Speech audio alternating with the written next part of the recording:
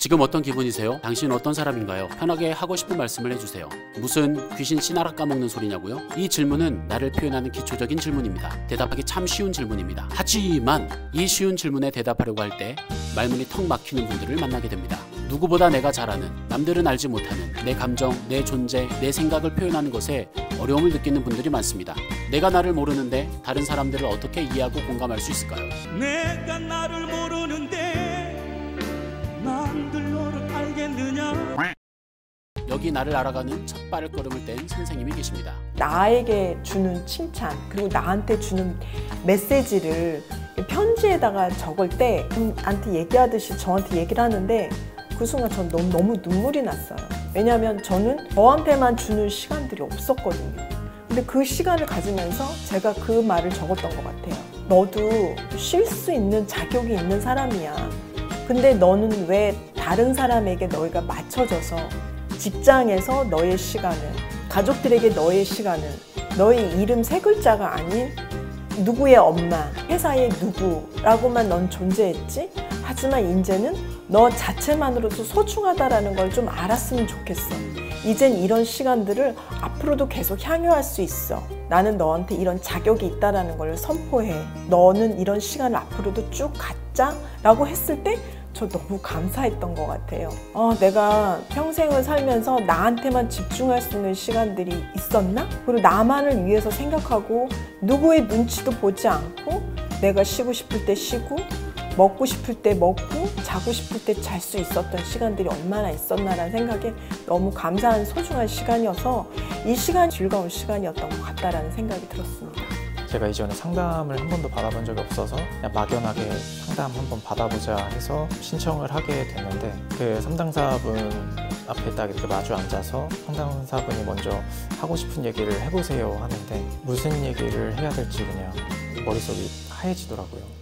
제가 느끼는 감정이나 어떤 기분인지부터 이렇게 풀어가야 될 것 같은데 일단 그 과정에서부터 말문이 탁 막혀서 내가 생각보다 내가 어떤 감정이고 어떤 생각을 하고 있는지를 잘 모르는구나, 그리고 그걸 남한테 표현하는 게 좀 많이 어렵구나라는 걸 많이 실감하게 됐죠. 어떤 상황에서 제가 생각하고 있는 의견을 정확하게 어필을 해야 되는데 제가 어떤 의견을 내거나 제 생각을 말했을 때 항상 남들이 그걸 어떻게 받아들일지를 좀 생각을 하다 보니까 되게 주저하는 경우도 많고 머뭇거리는 경우도 되게 많은 편인 것 같아요. 나를 알아가는 공부는 그 어떤 공부보다 중요합니다. 하지만 우리는 다른 공부에는 열을 올리지만 유독 나를 알아가는 공부에는 관심이 없습니다. 나를 아는 것은 자아정체성이라고 정의 내릴 수 있고 자아정체성이 자존감 또는 행복에 미치는 영향력이 얼마나 큰지 나타내는 연구 결과는 굉장히 많습니다. 2005년에 발표된 간호대학생의 자아정체감과 적응에 관한 연구 논문을 보면 본인이 스스로 간호사가 되기로 결정한 학생들이 적응을 가장 잘한다는 결과가 나왔습니다. 당연히 나를 잘 아는 사람, 자아정체성이 뚜렷한 사람은 간호사로서의 직업과 직장 생활에도 적응을 잘할 수 있음을 추측할 수 있는 대목입니다. 이렇게 중요한 공부이건만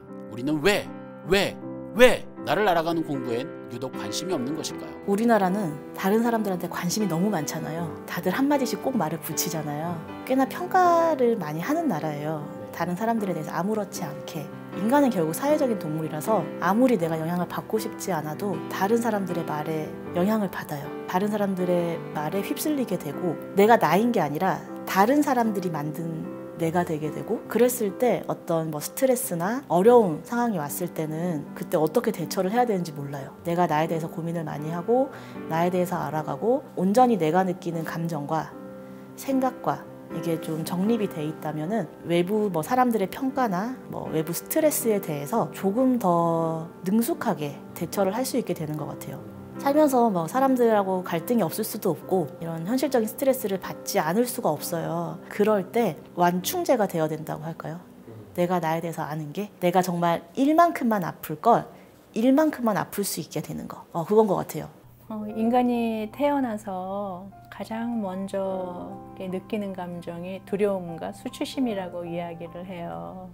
제가 교직원들을 이렇게 만나면서 이 세상에서 내가 내 역할을 잘 해낼 수 있을까? 잘 적응할 수 있을까? 어울리지 못하면 어떡하지? 이런 두려움들을 느끼는데 교직원들을 상담하면서도 그런 느낌들을 참 많이 받았어요. 이게 가족 안에서든 아니면 조직 안에서든 그런 감정에 이렇게 휩싸이게 되면 스스로 고립을 선택하게 되거든요.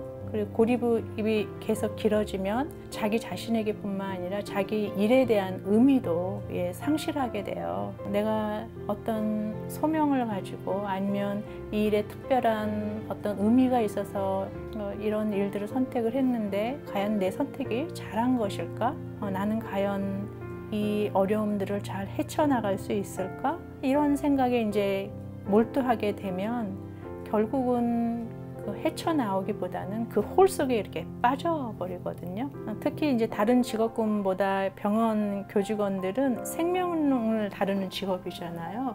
감정 소모가 굉장히 많은 직업이거든요. 감정 소모가 많다는 거는 그 소모된 감정을 채워줘야 된다는 의미도 갖고 있는 건데, 그런 것들이 어떤 자기 감정에, 자기 상황에 휩싸여 있을 때에는 잘 보이지 않거든요. 조금 떨어져서 자신 안에서 어떤 일들이 일어나는지, 다른 동료들에게는 어떤 일들이 일어나는지, 이런 것들을 볼 수 있는 어떤 기회들, 시간들을 준다고 하면 훨씬 더 어떤 일의 능률도 오를 뿐만 아니라 어떤 교직원들의 행복감, 충족감, 이런 것들을 얻을 수 있을 텐데 하는 좀 안타까운 마음들이 좀 들었었어요. 아마 그 MZ 세대들이 사실은 거의가 요 취직을 하기 전까지 다들 이렇게 뒷바라지를 누군가의 손에 의해서 했잖아요. 그러니까 사회라는 것들을 처음 경험하고 부푼 꿈들을 나왔는데 이런 것들이 이제 부딪히는 거죠. 그래서 그 부딪힘 속에서 그 선배들이 나도 그랬는데, 혹은 이제 집단 상담을 할 때 나도 그런 어려움을 겪었어, 저런 어려움을 겪었어, 이럴 때 내가 이상한 거 아니구나, 그리고 이거는 지나가겠구나, 이런 것들, 그런 경험들이 부품이 아니구나, 나는 분명히 이 일을 선택을 했고 이 일은 굉장히 귀한 일이구나, 이런 것들을 깨달음을 주는 게. 우리 캠프에 참여한 많은 선생님들은 홀로 쉬면서 사람들을 만나면서 또 다양한 활동들을 통해서 자신을 알아가는 첫걸음을 떼었습니다. 나를 알아갈 수 있는 환경에 늘 노출되면 좋겠지만 우리의 일생은 변함없이 분주하고 복잡합니다. 하지만 셀프케어, 자신을 알아가는 여정은 멈출 수 없습니다. 저는 상담, 이제 특히 직장인 분들한테 상담 권해드릴 때 자신을 위한 시간을 조금 충분히 들여봤으면 좋겠다라고 해요. 내가 나를 위해서 정말 온전히 누군가가 나에게 이렇게 계속 집중을 해주는 시간을 사실 잘 경험해보지 못하거든요. 그리고 누군가가 내 얘기를 그렇게 가만히 들어주는 경험 자체도 사실 굉장히 하기 힘들어요. 누군가가 조용히 내 얘기를 가만히 들어주고 나에 대해서만 생각을 해주고, 그리고 그 시간 안에 내가 나에 대해서만 걱정을 해도 돼요. 그런 시간들을 한다면 내가 나를 만날 수 있고 나에게 위로가 되는 시간들을 조금 경험하실 수 있을 것 같아요. 나를 위해서 그 시간을 조금 쓴다고, 내가 나를 칭찬하고 나를 위로해주고 그런 시간을 할애를 하셨으면 좋겠어요. 굉장히 추천합니다. 저는 상담의 힘을 믿는 사람입니다. 굉장히 중요한 질문인데, 이제 상담 외에 셀프 케어 할 방법은 굉장히 많아요. 제일 먼저 신체적인 케어를 해야 돼요. 근데 의료진들은 이 신체적인 케어를 하는데 참 취약하겠구나라는 생각이 들어요. 일단은 규칙적인 좋은 음식을 드셔야 되거든요. 그리고 충분한 수면을 취해야 돼요. 그 다음에 적어도 하루에 한 20-30분 정도의 운동, 그 다음에 충분한 물 마시기. 건강하지 못하면 활력이 떨어지고 긍정성에 영향을 미치거든요. 그래서 제일 먼저 어떤 신체적인 케어를 좀 하셔야 되고, 그 다음에 우리가 계속 얘기했던 정서적인 케어가 필요하죠. 정서적인 케어라는 거는 삶의 다양한 상황에 관한 자신의 감정, 정서 반응을 조금 더 이렇게 인지하고 성찰하고 살피고 관리하는 거거든요. 또 자기와의 대화를 통해서 자기한테 친절하게 대하는 거예요. 예를 들면 제가 오늘 막 화가 났단 말이에요. 누구한테 막 화를 냈어요. 그러면 자기가 화낸 이유가 있을 거 아니에요. 그게 정당하던 적절치 못했던. 그럴 때 화를 낸 이유에 대해서 내가 나 자신한테 들려주고, 네가 왜 그렇게 화를 냈는지 나는 이해해. 그리고 다음번에는 우리가 이렇게 한번 대처해보자. 그래서 자기한테 친절하게 대해주는 게 굉장히 중요한데, 저는 상담에서 이거를 어떻게 표현하냐면, 내가 나의 부모가 돼서 특히 따뜻한 엄마가 돼서 내 등을 두드려주는 작업이라고 이야기를 하거든요. 이 작업은 굉장히 필요해요. 그 다음에 또 중요한 거는 시간을 함께 보낼 동료를 갖는 거예요. 같은 직군에 있으면 아무래도 무슨 일을 겪었는지 누가 A라고 이야기할 때 그 A가 뭘 뜻하는지 알잖아요. 공감해 줄 수 있고 그래서 위로받기도 하고 또 격려받기도 하고 또 때로는 질책받기도 하고 그 다음에 또 하나는 영적인 케어예요. 보통 영적인 케어 하면 어떤 종교적인 것들만 생각하게 되는데 영적인 케어의 첫 번째는 혼자 있는 시간을 갖는 거예요. 혼자 있는 시간에 멍 때려도 좋고요. 어떤 부분에 대해서 골몰하게 생각하셔도 좋고 그래서 혼자 있는 시간을 확보하는 거, 그 다음에 자연과 함께 있는 시간을 확보하는 거. 그게 대표적인 게 여행이잖아요. 근데 우리가 항상 여행을 갈 수는 없으니까 병원 근처에 내가 가장 편안하게 생각하는 나무 한 그루 있는 벤치도 좋고요. 아니면 퇴근길에 좀 걸을 수 있는 것도 좋고. 예전에 저희가 이렇게 자기 자동차를 갖고 있지 않을 때에는 버스 정거장에서 집까지 오는데 한 보통 10분이면 가까이 있다고 이야기를 하거든요.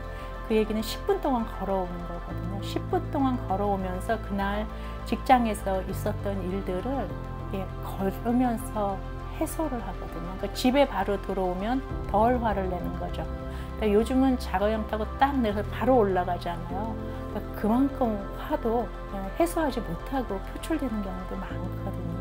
내가 나를 모르는데 내가 행복한지 어떻게 알 수 있을까요? 결국 나를 알아야 내가 행복한지 알 수 있습니다. 여러분은 어떻게 생각하시나요? 반박씨, 여러분의 말이 모두 맞습니다. 그럼에도 불구하고 사랑하고 축복합니다. 사실 제가 신청한 오픈 날 저희 파트장님께서 가라고 하셔가지고 사실 별로 오고 싶은 마음이 없었어요.